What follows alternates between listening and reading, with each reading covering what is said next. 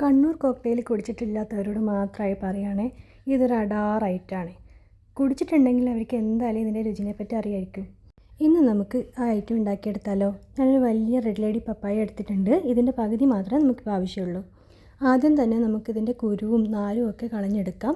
അതിനുശേഷം ഇതിൻ്റെ തൊലി കൂടി ചെത്തിക്കളഞ്ഞിട്ട് ചെറിയ പീസസായിട്ട് മുറിച്ചെടുക്കാം. കഷ്ണങ്ങളാക്കിയ പപ്പായയെല്ലാം ഞാൻ മിക്സിയുടെ ജാറിലേക്ക് ചേർത്ത് കൊടുക്കുന്നുണ്ട്.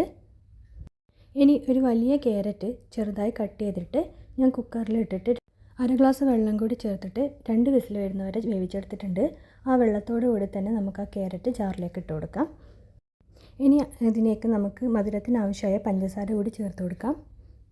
ഇനി കട്ടപ്പാൽ ഒന്ന് നന്നായി പൊട്ടിച്ചതിന് ശേഷം ഇതിലേക്ക് ഇട്ട് കൊടുത്തിട്ട് നന്നായി ഒന്ന് ബ്ലെൻഡ് ചെയ്തെടുക്കാം. നന്നായി ഒന്ന് അരച്ചെടുത്തതിന് ശേഷം നമുക്ക് ഇതുപോലൊരു ബൗളിലേക്ക് ഒഴിച്ചു കൊടുക്കാം. ഇനി ഇതിലേക്ക് കുറച്ച് ഐസ് ക്യൂബ്സും കൂടി ഇട്ട് കൊടുക്കുന്നുണ്ട്.